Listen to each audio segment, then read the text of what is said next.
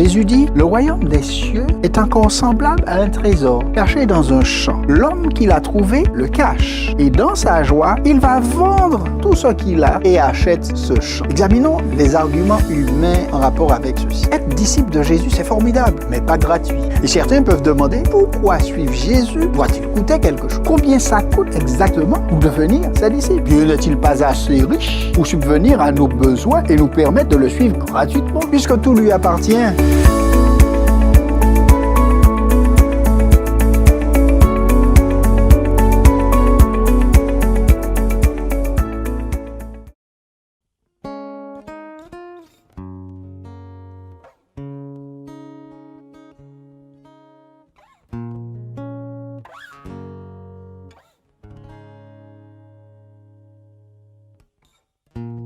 Tu connais tout de moi, mon confident, toujours présent, façonné par mon Créateur. Mon Dieu, tu ne fais pas d'erreur, qui me connaît mieux que toi.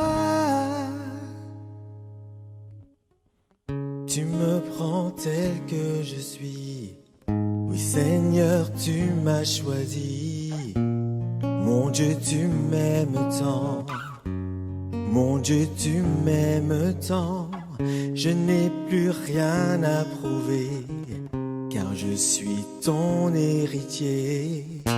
Mon Dieu, tu m'aimes tant. Mon Dieu, tu m'aimes tant.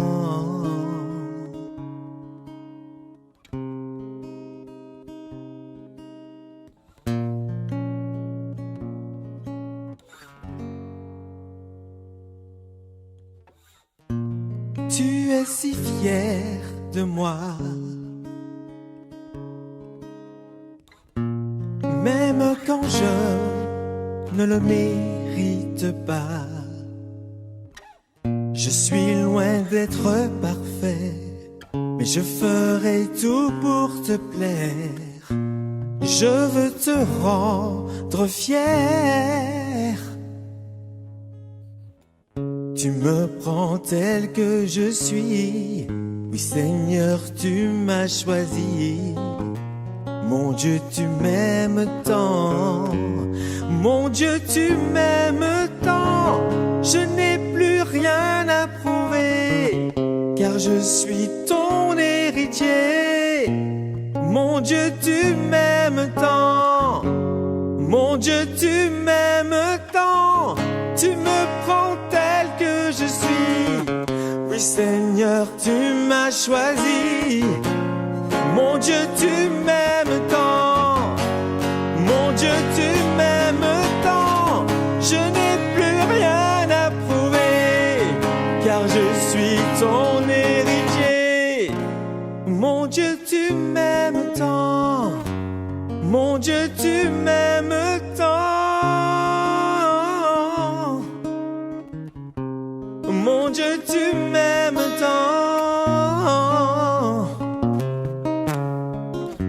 Mon Dieu, tu m'aimes tant.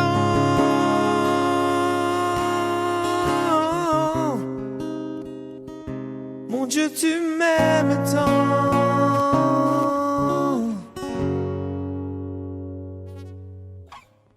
Jamais rien ne changera ton amour pour moi. Jamais rien ne changera ton amour pour moi. Jamais rien ne changera ton amour pour moi.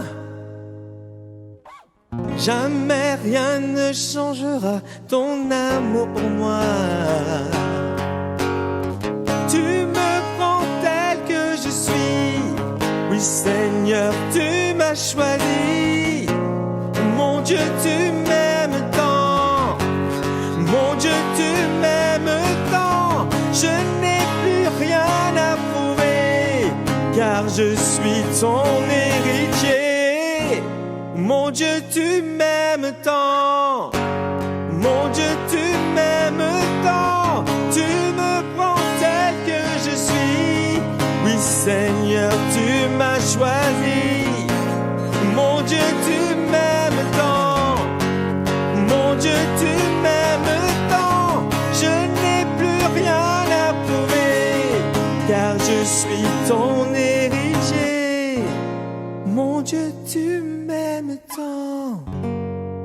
Dieu, tu m'aimes tant. Mon Dieu, tu m'aimes tant. Mon Dieu, tu m'aimes tant. Mon Dieu, tu m'aimes tant. Mon Dieu, tu m'aimes tant.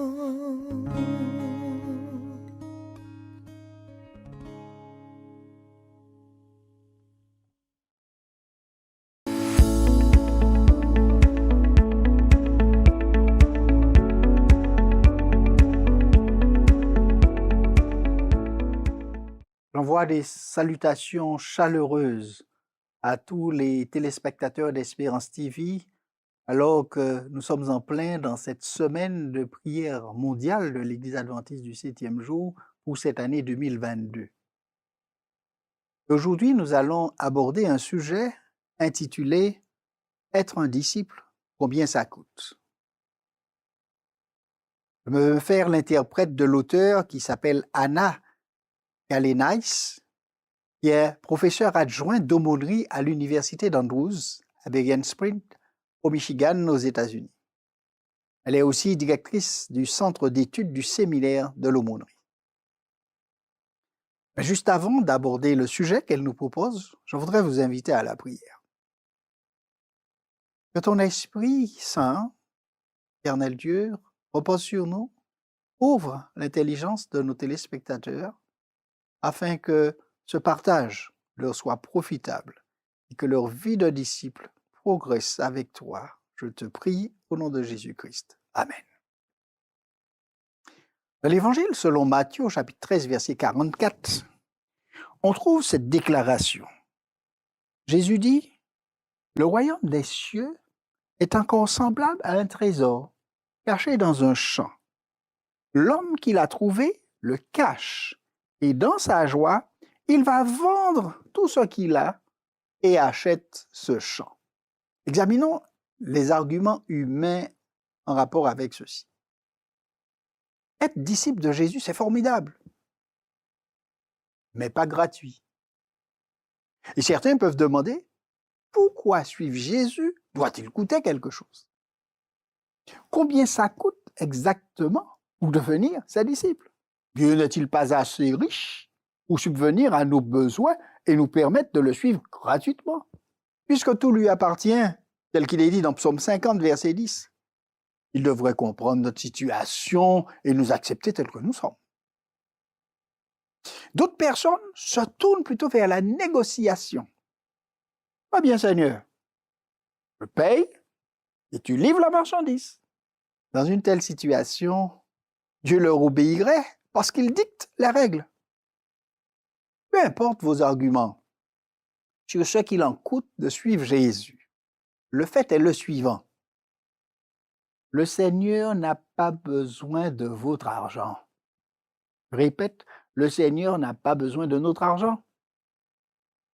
Ce dont il a besoin, c'est que vous lui donniez votre cœur, votre bien le plus précieux, pollué par le péché. Jésus veut vous purifier par son sang. Il veut vous sauver par son amour.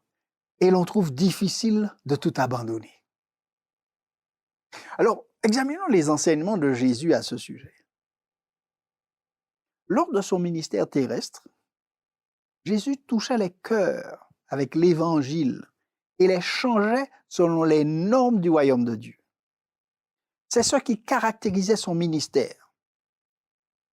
En racontant des paraboles, Jésus révélait la réalité céleste dans un langage terrestre, afin que même les gens ordinaires puissent saisir quelques aperçus de la valeur éternelle. Ainsi, dans ses enseignements illustrés, Jésus a expliqué que si l'on veut le suivre, être son disciple, on doit en payer le prix. Dans Matthieu chapitre 13, 7 paraboles sont consignées. Et il y en a 2 qui révèlent spécifiquement le prix à payer pour être disciple du Christ. Premièrement, la parabole du trésor caché que l'on trouve dans Matthieu chapitre 13 au verset 44 dont nous avons lu le texte au début. Et puis l'autre, c'est la parabole de la perle de grand prix qui se trouve dans Matthieu 13 versets 45 et 46. Jésus présente la valeur du royaume de Dieu, lequel est disponible pour qui veut en faire partie. Il n'y a pas d'obligation. Lorsque l'on trouve quelque chose de précieux, on vend tout ce que l'on possède et l'on n'épargne rien pour se l'acquérir. Lorsque l'on découvre que Dieu nous aime au-delà de toute mesure et que la vie éternelle peut être nôtre, alors on laisse tout derrière soi pour obtenir cette vie avec lui. Examinons quelques exemples bibliques. Pour suivre le Maître, les 12 disciples laissèrent derrière eux leurs moyens de subsistance et leur famille. Souvenez-vous, c'étaient des pêcheurs pour la plupart. Et la question de Pierre, sur les avantages d'un si grand sacrifice, à cette question, eh bien Jésus va répondre en disant « Quiconque aura quitté à cause de mon nom, ses frères, ou ses sœurs, ou son père, ou sa mère, ou sa femme, ou ses enfants, ou ses terres, ou ses maisons, recevra le centuple et héritera la vie éternelle. » Ça se trouve dans Matthieu 19, verset 29. Bien que le prix à payer soit élevé, Christ n'exige pas que nous méprisions les membres de notre famille, même si nous sommes parfois en désaccord avec eux. Ici, c'est sur les priorités qu'il met l'accent. Ses disciples doivent l'aimer plus que leurs parents, que leurs biens, que leurs affaires ou que quoi que ce soit d'autre. Rien ne doit faire ombrage à leur amour pour Dieu. En ayant fait le choix de suivre le Seigneur et d'inviter les autres à faire de même, Pierre révéla non seulement son amour pour Dieu et son dévouement envers lui, tel qu'il le dit dans Jean 21, verset 17, mais aussi son sacrifice par amour pour son Sauveur, tel qu'il nous a rapporté dans le livre des Actes au chapitre 5 et au chapitre 12. Cet amour atteignit son point culminant lorsque Pierre, face à la mort, supplia ses bourreaux de le clouer à la croix, mais la tête en bas, parce qu'il disait qu'il n'était pas digne de mourir comme son Seigneur.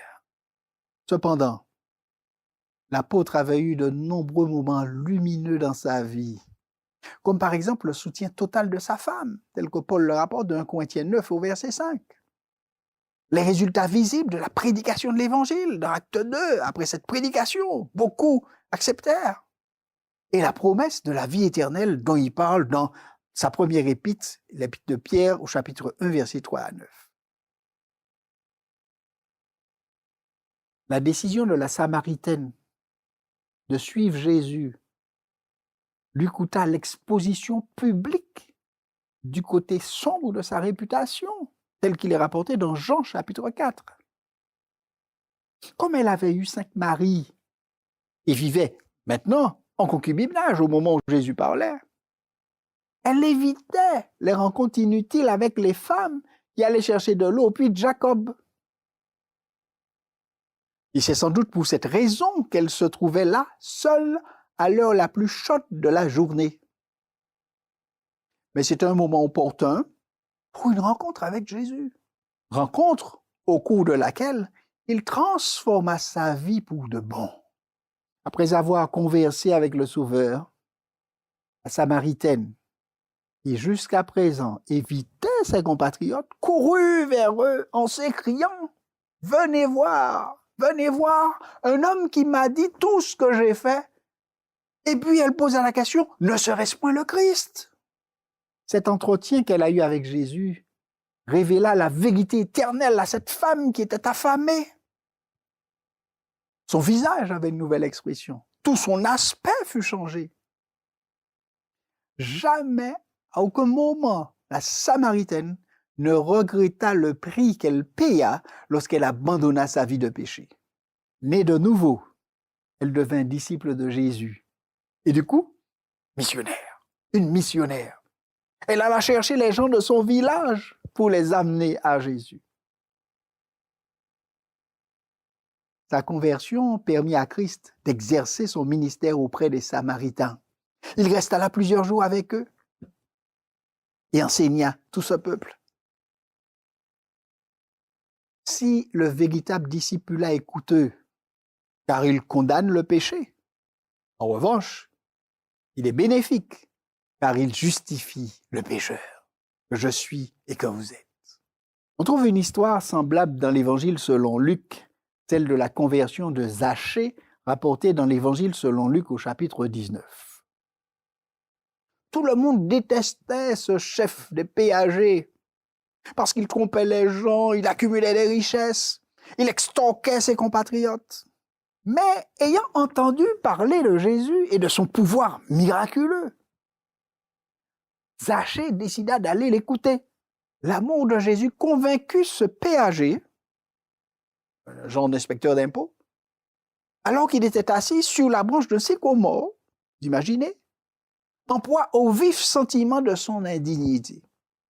Influencé par le Saint-Esprit, alors Zachée se convertit. Il abandonna ses pratiques malhonnêtes. Il ouvrit avec joie son cœur à l'amour de Jésus. Et son repentir authentique le conduisit à une réforme complète de sa vie, ce qui lui coûta ses richesses terrestres. Dans l'Évangile selon Luc, au chapitre 19, verset 9, il est dit qu'il troqua ses biens contre la paix, sa famille et l'éternité. À ce sujet, Ellen White écrit la chose suivante. Elle dit c'est quand elle reçoit le Christ en tant que sauveur personnel qu'une âme parvient au salut. Qu'est-ce qui pourrait bien avoir une plus grande valeur que cela pour nous êtres humains? En conclusion, je vous dirais qu'en découvrant le trésor caché ou la perle de grande valeur, nous pouvons découvrir ce que notre être intérieur désire le plus. Un cœur renouvelé qui devient fidèle à Dieu. C'est pourquoi Salomon nous dit en guise de rappel dans Proverbes chapitre 4, verset 23, « Garde ton cœur plus que toute autre chose, car de lui viennent les sources de la vie. » Quand on considère la vie abondante qui nous est accordée ici-bas, accompagnée des souffrances par amour pour Christ et du don de la vie éternelle à travers lui, alors on se rend compte que le coût du discipulat est tout à fait raisonnable. En définitive, on ne peut pas conclure de meilleure affaire que celle-ci. Par conséquent, chers amis téléspectateurs, choisissez de payer le prix. Choisissez d'être disciples de Jésus. Prions ensemble. Ô Seigneur, merci. À travers ces expériences que tu as vécues, que tes disciples ont vécues, de nous avoir montré le prix que coûte le fait de te suivre, mais combien il est minime par rapport à ce que toi tu nous as offert et surtout par rapport aux perspectives que ça ouvre pour nous, la transformation de notre être, surtout la vie éternelle et la vie auprès de toi à jamais. Merci de nous aider chacun à peser chaque chose et d'accepter de faire ce troc avec toi afin de devenir tes disciples, afin de gagner ce qui est important et que tu nous as apporté, la vie éternelle, le changement, la transformation et la ressemblance d'avec toi. Ô Seigneur, bénis chacun des téléspectateurs et que chacun d'entre eux pèse le prix et surtout fasse ce qui est nécessaire pour être ton disciple. Je te prie et te remercie au nom de Jésus-Christ. Amen.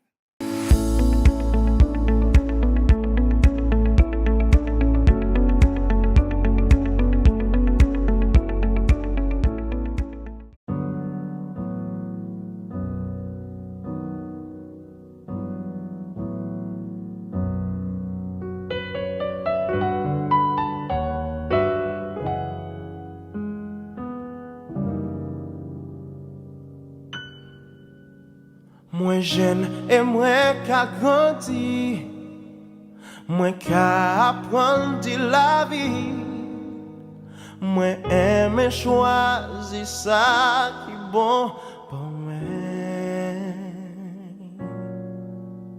Les parents moi qui parti, éducation yo qui fini, moi qui tout seul et puis moi les marchés et puis papa, moi trop jeune et moi trop faible pour marcher tout seul. Oh papa, camarade Gary, j'étais mais faux, moi tiens beled, c'est l'homme en commandé. Passe-moi connaître valet, oh, en que tchembe fort, parce que mène-moi au ciel pour toujours.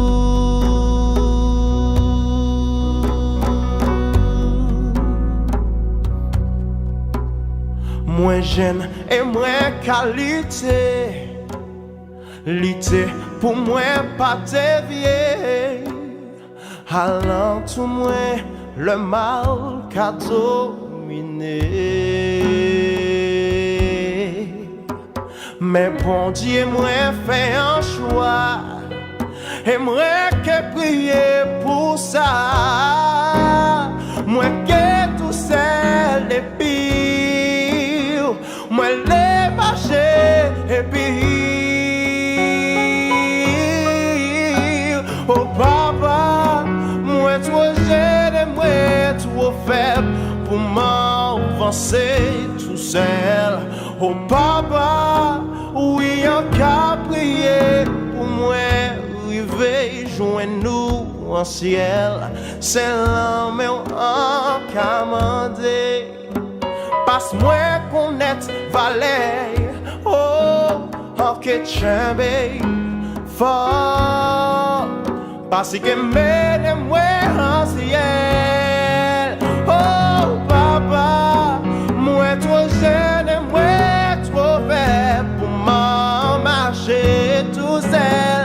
Oh papa, camarade Gary, j'étais mais faux, moi tiens beled, c'est l'homme en commandé. Passe-moi connaître valet, oh, en que tchembe fort, parce que mène-moi au ciel pour toujours.